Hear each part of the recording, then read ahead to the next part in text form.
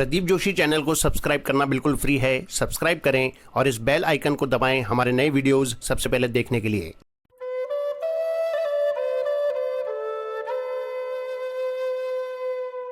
आज का विषय है श्रीमद् भगवत गीता में आरोग्य उक्ति। तन रोग, मनोरोग और भव रोग से मुक्त रहना सच्चा आरोग्य युक्त होना है। भगवान श्री कृष्ण ने गीता में युक्त के ग्रहण और अति के त्याग द्वारा तन रोग से, आंतरिक विकारों के त्याग द्वारा मनोरोग से और भगवत शरण होकर भवरोग से छुटकारा पाने की युक्ति बताई है।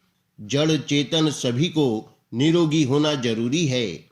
पौधे और वृक्ष भी यदि रुग्ण रहें तो शुद्ध फूल और फल नहीं हो सकते। इसलिए निरोगिता सबके लिए अनिवार्य वस्तु है। चेतन प्राणियों में सर्वश्रेष्ठ मनुष्य के लिए तो कहना ही नहीं है। व्याधिग्रस्त तन मन वाले व्यक्ति से कुछ नहीं बन सकता। स्वस्थ मन और निरोग शरीर वाला मनुष्य ही मानव जीवन के उद्देश्य को सफलतापूर्वक प्राप्त कर सकता है। शरीर की भी अपेक्षा मन का निरोग रहना अत्य आवश्यक है, क्योंकि शरीर की व्याधि असाध्य होकर अंतिम स्थिति में पहुंचने पर इस वर्तमान स्थूल शरीर का अंत हो जाता है। तथा शरीराणि विहाय जीर्णा नन्यानि संयाति नवानि देहि, अर्थात जीर्ण हुए शरीरों को त्याग कर जीवात्मा दूसरे नए शरीरों में चला जाता है। जीर्ण शरीर से जीव निकल जाने पर इस वर्तमान स्थूल शरीर से तो छुटकारा मिल जाता है, पर मन व्याधिग्रस्त रहने पर जन्म जन्मांतर बिगड़ जाता है। व्याधिग्रस्त मन जीव को अधोगति में ले जाता है, यह निश्चित है। इसलिए भगवान श्री कृष्ण ने निरोग अर्थात ज्वर रहित मन से संताप रहित होकर कर्म करने को कहा है। युध्यस्व विगतज्वरः, व्यग्रता, आसक्ति, ममता, चिंता, काम, क्रोध, लोभ, मोह, मद, मात्सर्य, अहंकार, असहिष्णुता, अधैर्य और दर्प आदि मन की व्याधियां है। इनके वशीभूत होना मानसिक व्याधिग्रस्त होना है। इन्हीं व्याधियों को भगवान श्री कृष्ण ने ज्वर कहा है। जो इन व्याधियों से मुक्त रहता है, यानी काम क्रोध आदि के वेगों को सहन दमन कर सकता है, वही व्यक्ति सुखी रह सकता है, वही योगी हो सकता है।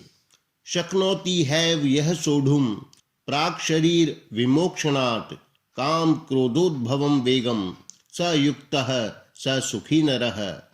इन व्याधियों से युक्त रहने वाला मन ही मानव का शत्रु है और इनसे विपरीत यानी इनके वश में न होकर स्वस्थ रहने वाला मन ही मानव का मित्र है। बंधुरात्मात्मनस्तस्य ये नात्मैवात्मना जितः अनात्मनस्तु शत्रुत्वे वर्ते तात्मैव शत्रुवत्, अर्थात जिस जीवात्मा द्वारा मन और इंद्रियों सहित शरीर जीता हुआ है, उसका तो वह आप ही मित्र है, और जिसके द्वारा मन तथा इंद्रियों सहित शरीर नहीं जीता गया है, उसके लिए वह आप ही शत्रु के सदृश शत्रुता में बरतता है। ऐसे मित्र रूप मन का सहारा लेकर परम पद की प्राप्ति के लिए प्रयत्नशील रहना ही मनुष्य मात्र का कर्तव्य है। ततः पदम तत्परिमार्गितव्यम यस्मिंगता न निवर्तन्ति भूयः तमेव चाद्यम पुरुषम प्रपद्ये यतः प्रवृत्तिः प्रसता पुराणी।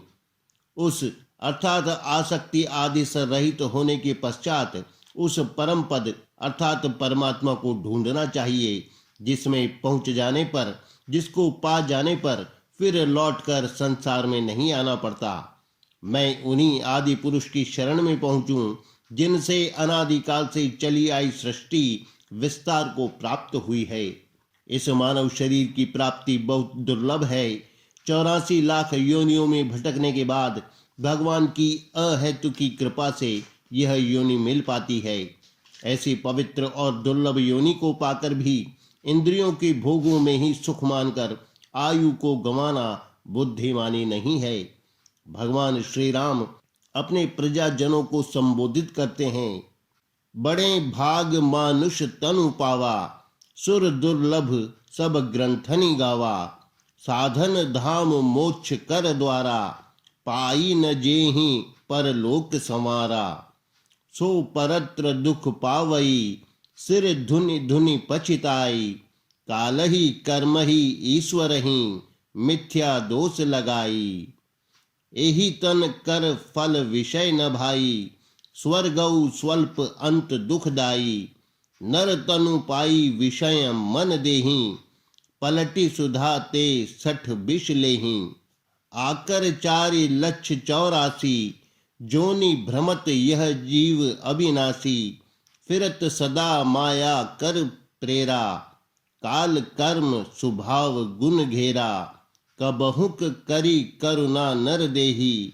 देत ईस बिनु हेतु सनेही, नर तनु भव बारिधि कहूँ बेरो। अज्ञानवश आसक्त होकर जीव जब तक कर्म करता रहेगा तब तक विषयों में उसकी लिप्सा रहेगी। लिप्सा के कारण वह कर्म करेगा और उससे शुभ और अशुभ कर्म बनता रहेगा। इंद्रियों के अधोगमी होने के कारण उनसे प्रायः अशुभ कर्म यानी अधर्म ही बनते हैं। अधर्म का फल बुरा ही होता है। जब वे कर्म के फल स्वरूप अनेक कष्ट भोगते हैं तब वे ईश्वर को दोषी मानकर चिल्लाते रोते रहते हैं और कहते हैं, ईश्वर ने मुझे ऐसा कष्ट दिया। वे अपने दूषित कर्मों के फल स्वरूप भोगने को मिला हुआ दुख नहीं मानते। यदि उनसे कुछ पुण्य हो भी गया तो भी उस पुण्य के प्रभाव से जो स्वर्ग आदि भोग या इस लोक में ऐश्वर्य अथवा इच्छित वस्तु की प्राप्ति हो भी जाए तो वह सुख भोग सदा रहने वाला नहीं होगा और भोग भोगते भोगते बीती आयु की सुध भी नहीं रहेगी। परिणाम यह होता है कि उस भोग से उसे तृप्ति भी नहीं होती। महाराज ययाति हजारों हजार वर्षों तक सशक्त इंद्रियों से सुख भोगते रहे पर उस भोग से उनकी तृप्ति नहीं हो सकी और उन भोगों से उबकर उन्होंने अंत में कहा कि पृथ्वी में जितने भी धन धान्य, हाथी घोड़े और गाय आदि पशु और स्त्रियां आदि वस्तुएं हैं, कोई भी उस पुरुष के मन को तृप्त नहीं कर सकता जिसका मन काम वासना से हरण हो चुका हो। विषयानुरागियों की कामनाएं भोगों के भोगने से कभी शांत नहीं हो सकती। जैसे प्रज्वलित अग्नि में घी डालने से आग नहीं बुझती वरन और अधिक भभक उठती है। पूरे 1000 वर्ष विषयों को भोगते भोगते मैंने बिताया, इतने पर भी मेरी तृप्ति होना तो दूर, भोग भोगने की तृष्णा बढ़ती ही जा रही है। इस प्रकार क्षणिक सुख एवं दीर्घ दुख से होने वाली मन की हर्ष और विषाद की दशा बने रहना ही मानसिक व्याधि है। इस व्याधि को मिटाने की औषधि है धैर्य और श्रद्धा को अपनाते हुए विषयों की अनित्यता तथा दुख रूपता को समझते हुए भगवान की शरण में जाना। अनित्यम सुखम लोक मिमम प्राप्य भजस्व माम। भगवान को संपूर्ण लोकों का महान ईश्वर, संपूर्ण यज्ञ और तपस्याओं का स्वामी, सभी प्राणियों का अहेतु की स्नेहदाता समझकर मन को उन्हीं की ओर लगाने का प्रयास करते रहना चाहिए। भोक्तारम यज्ञ तपसाम सर्वलोक महेश्वरम सुहृदम सर्वभूतानाम ज्ञात्वा माम शांति मृच्छति।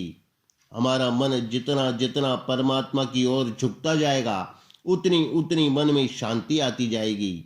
जहाँ शांति आई मन प्रसन्न हो जाएगा। प्रसन्नता आने पर मन का उद्वेग मिट जाता है। मन का उद्वेग मिटना ही दुखों की परिसमाप्ति है। प्रसादे सर्व दुखानाम हानि रस्योपजायते।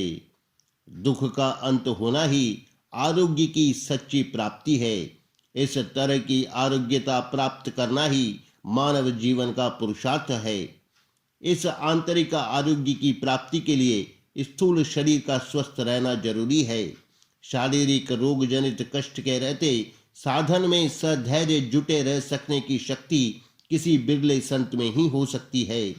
इसलिए कहा है, शरीर माध्यम खलु धर्म साधनम, यानी शारीरिक स्वस्थता के लिए जीवन संयमी होना चाहिए। कोई असंयमी व्यक्ति निरोगता रूपी सिद्धि नहीं पा सकता। न त्यष्णतस्तु योगोस्ति न चैकांत मनश्नतः न चाति स्वप्नशीलस्य जाग्रतो नैव चार्जुन। युक्ताहार विहारस्य युक्त चेष्टस्य कर्मसु युक्त स्वप्नावबोधस्य योगो भवति दुःखः। अधिक खाने वाला या बिल्कुल कम खाने वाला, अधिक सोने वाला या अधिक जागने वाला व्यक्ति मन को वश में करने वाली सिद्धि रूप योग को नहीं पा सकता। इस दुख को मिटाने वाले योग को तो ठीक ठीक खाने सोने वाला, ठीक ठीक कर्म करने वाला और उचित मात्रा में चलने फिरने वाला व्यक्ति ही सिद्ध कर सकता है। जीभ को मीठी लगने वाली वस्तु मिली, ठूस ठूस कर खाया, मनोवांछित चीज न मिली, दिन भर भूखे रहा, सिनेमा नाटक देखने गया, रात रात भर जागता रहा, कभी आलस में 10-10 घंटे सोता रहा, ऐसा व्यक्ति कभी मन की शांति निरोगत्व पाने के साधन में सिद्ध नहीं हो सकता। शरीर के साथ मन के आरोग्य लाभ के इच्छुक को खान पान, सोने जागने और काम करने में संयम से रहना जरूरी है। प्रकृति के अनुकूल नपा तुला और न्याय पूर्वक उपार्जित शुद्ध भोजन से शरीर स्वस्थ तथा बुद्धि निर्मल होती है। आहार शुद्धौ सत्व शुद्धि है। स्वस्थ शरीर के लिए उपर्युक्त सावधानी के साथ साथ चलना फिरना तथा टहलना भी आवश्यक है। टहलने के अतिरिक्त व्यायाम भी कर सकते हैं, पर व्यायाम भी सोच समझकर पूरी जानकारी प्राप्त करके ही करना चाहिए, जो शरीर के उपयुक्त और अनुकूल हो। इससे अधिक और बिना जानकारी के किए गए व्यायाम से लाभ की जगह हानि हो सकती है। कहावत भी है, देखा देखी साधे जोग, छीजे काया बाढ़े रोग। आहार के विषय में भगवान श्री कृष्ण ने अश्नतः और आहारः ये 2 शब्द कहे हैं। आहार वह वस्तु है जिसे ग्रहण करने से मन, प्राण और शरीर चल पाते हैं। अब यह जान लेना आवश्यक है कि वह आहार क्या है और कौन वस्तु किसको अच्छी लगती है, उसे प्रयोग करने वाले की प्रकृति कैसी है तथा उसके प्रयोग से कैसा फल मिलता है। इस विषय को भगवान ने गीता के 17वें अध्याय में स्पष्ट किया है।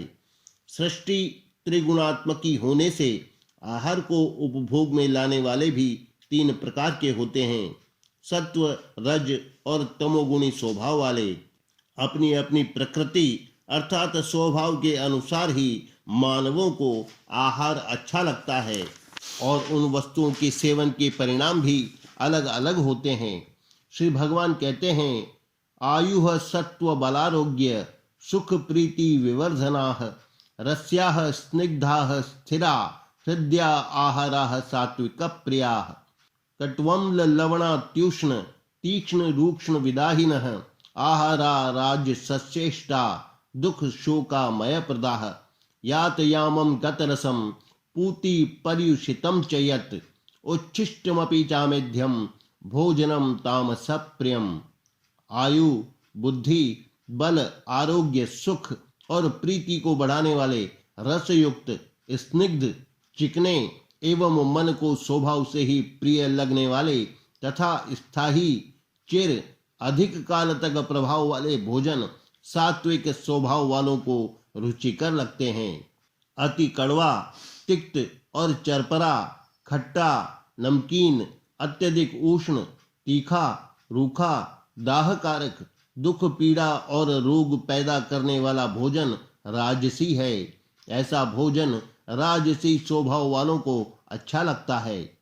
अधपका, रस रहित, दुर्गंध युक्त, बासी और जूठन अर्थात खाने से बचा हुआ आहार तामसी होता है। तामसी स्वभाव वालों को ऐसा भोजन अच्छा लगता है।